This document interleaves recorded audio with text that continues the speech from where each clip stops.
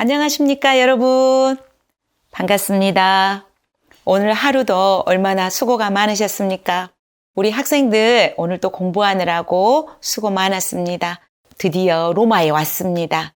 로마의 역사에서 가장 중요한 전쟁은 포에니 전쟁입니다. 그래서 오늘은 우리 포에니 전쟁에 대해서 공부를 해보도록 하게요.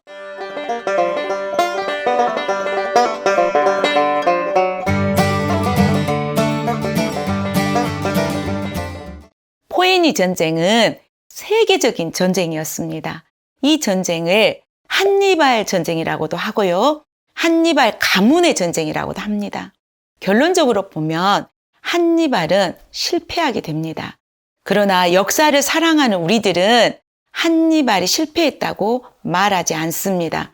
한니발은 고대 최고의 명장이었습니다. 그의 도전 정신과 그 굳은 의지는 오늘을 살아가는 우리들에게도 또 다른 감동을 주고 있습니다. 여러분, 이런 말이 있습니다. 역사는 성공하는 자를 기억하는 게 아니라 꿈을 가진 자를 기억한다고 합니다. 한니발이 그런 인물이 아니었을까 이렇게 생각해 봅니다. 한니발의 도전, 그리고 이 위기를 잘 극복해가는 이 멋진 로마, 우리 오늘 공부해 보도록 하겠습니다. 로마는 신흥 강국, 육군의 최강자였습니다. 그리고 카르타고는 기존의 강대국이었어요. 해상왕의 최강자였습니다. 이 로마와 카르타고의 충돌이었습니다. 지중해를 두고 패권을 다투었던 피할 수 없는 전쟁이었는데요. 130년 동안 3차례 전쟁이었습니다. 근데 3번 다 로마가 승리하게 됩니다. 그러면서 로마는 대제국의 길을 걷게 되는 그런 전쟁입니다. 지도를 보시면 이제 그 로마와 카르타고가 이렇게 뭔가 긴장을 하는 그런 형상에 놓여 있습니다. 우선 로마의 건국에 대해서 잠깐 살펴보도록 하겠습니다. 로마는 이탈리아 반도의 테베레 강가의 팔라티노라는 언덕 위에 세워진 조그마한 도시로 출발을 하게 됩니다. BC 753년에 로물루스에 의해서 건국이 되는데요. 이 로마라는 이름은 건국자인 로물루스에서 따오게 됩니다. 한 900년쯤이 지난 로마의 형상입니다. 이색인데요. 로마의 최대의 영역입니다. 우리의 그 이탈리아 반도 보이시죠? 굉장히 작았던 그 도시에서 이제 거대한 유럽을 다 장악하게 되는 대제국이 되게 됩니다. 그렇다면 작은 도시 국가로 출발했던 로마가 어떻게 대제국으로 발전할 수 있었을까요? 2가지를 듭니다. 일반적으로.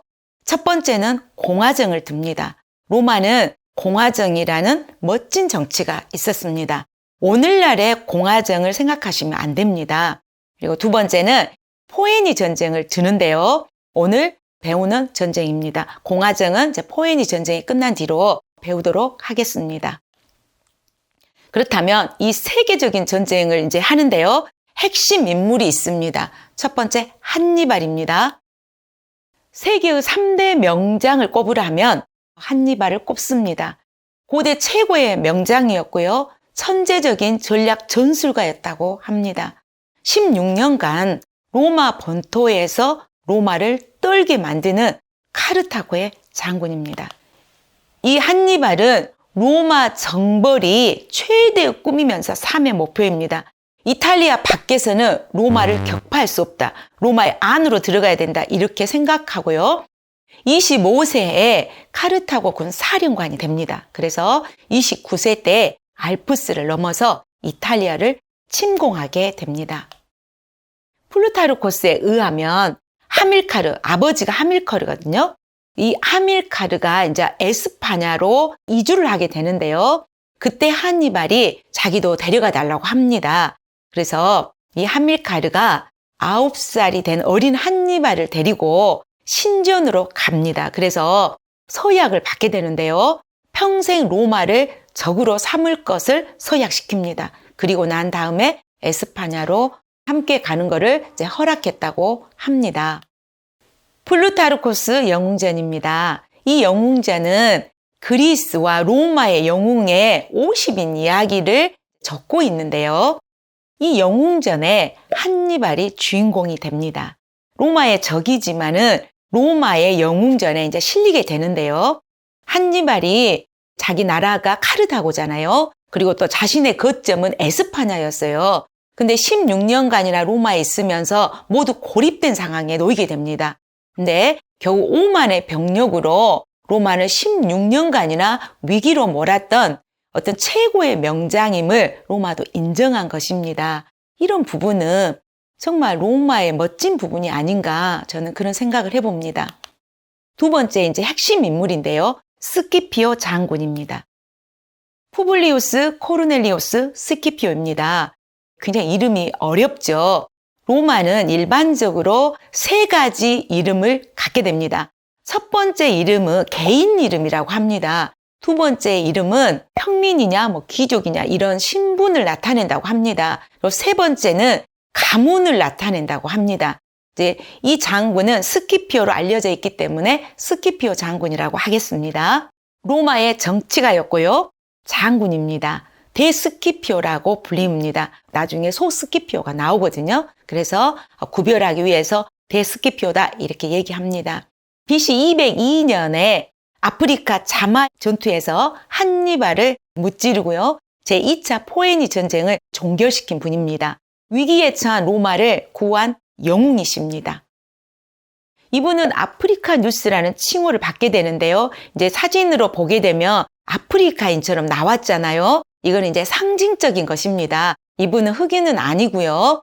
한니발이 나라가 카르타고가 아프리카예요. 그래서 이 아프리카를 제압했다. 그래서 아프리카 누스라는 이제 칭호를 받게 되시는 분입니다. 늘 전쟁에서 승리를 했기 때문에 알렉산더의 재현이 아니냐 이렇게 로마인들이 얘기를 했다고 합니다. 굉장히 로마에서는 존경받는 명장입니다. 그러나 말년은 좋지 않습니다.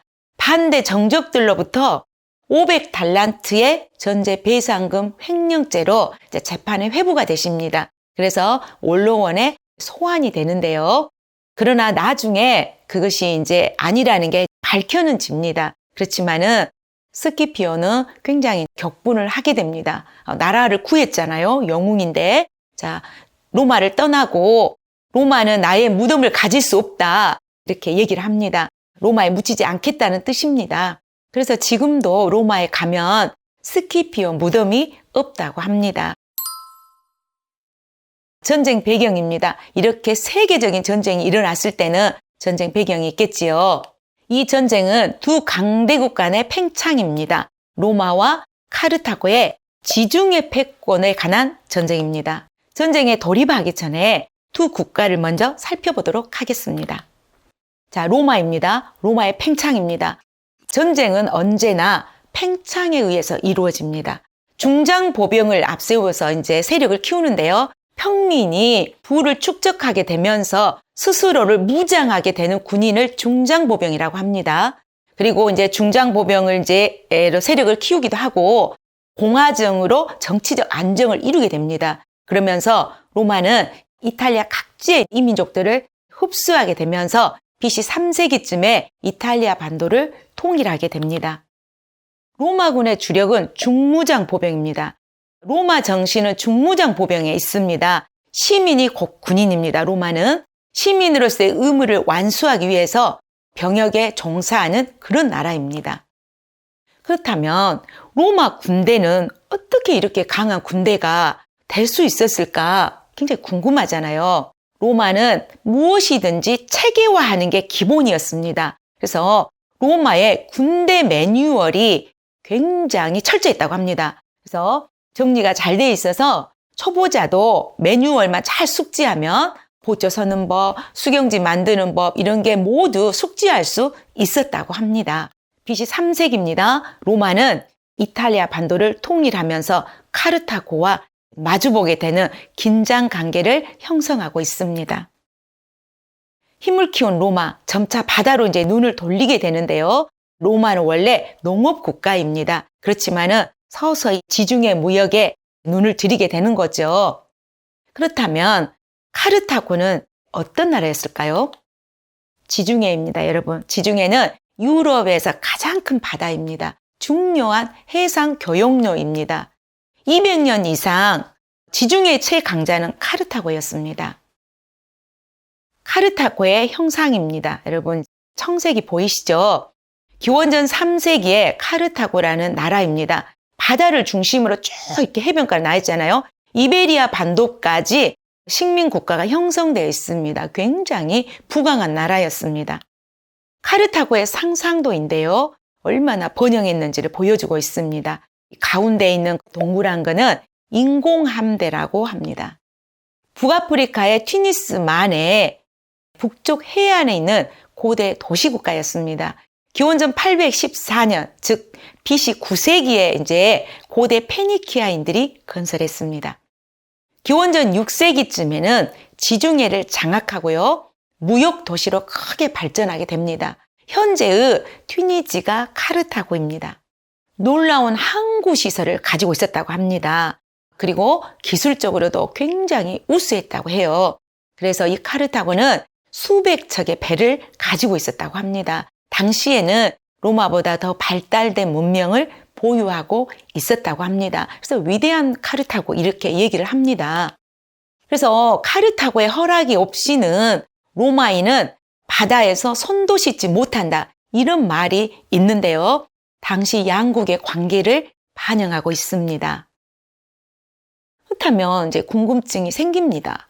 이쯤에서 아니 경제력도 그렇게 갖고 있고 군사력도 뛰어냈을 거 아니에요. 수백 척도 가지고 있었고 그렇고 한니발이라는 최고의 명장도 있었던 카르타고가 왜 멸망했을까?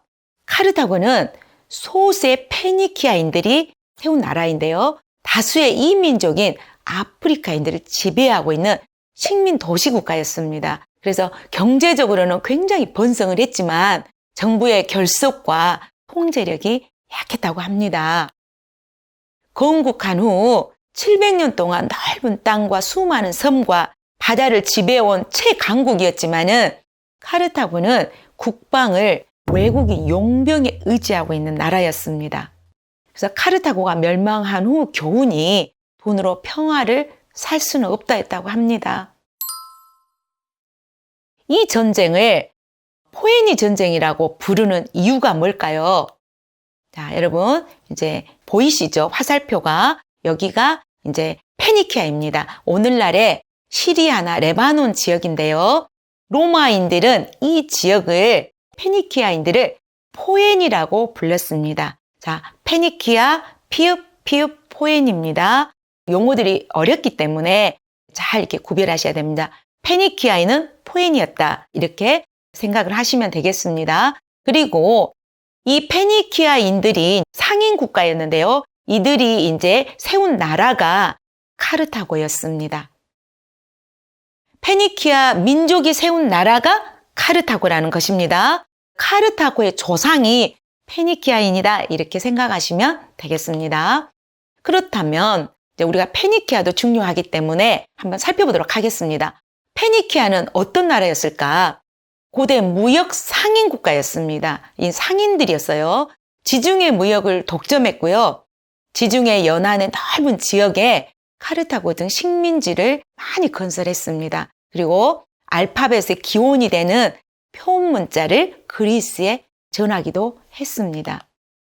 페니키아는 이집트 문명을 고대 그리스에 또 전해준 나라이기도 합니다. 상인이기 때문에 여기저기 다니잖아요. 그래서 상업의 발달로 지중해 무역을 주도했던 부강한 국가였지만 결국 알렉산더에게 멸망하게 되는 그런 나라입니다. 오늘 등장하게 되는 이 하밀카르, 한니발의 아버지는 아무리 경제적으로 부강해도 결국 강대한 군사 제국 앞에서는 멸망하는 페니키아를 봤잖아요. 그래서 자기의 나라인 카르타고도 로마에 의해서 멸망할지도 모른다는 생각에 굉장히 로마를 경계하게 됩니다.